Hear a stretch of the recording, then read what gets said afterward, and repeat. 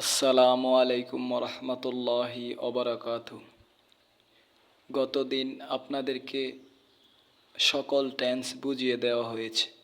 এখন আপনাদের জন্য বেসিক ইংলিশের দ্য সেন্টেন্স অধ্যায়।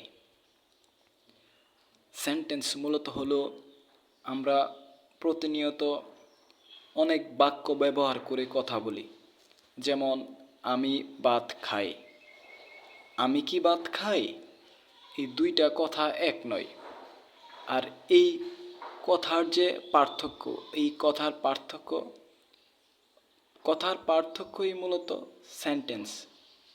আর সেন্টেন্স মূলত 5 প্রকার: assertive, interrogative, imperative, optative, exclamatory.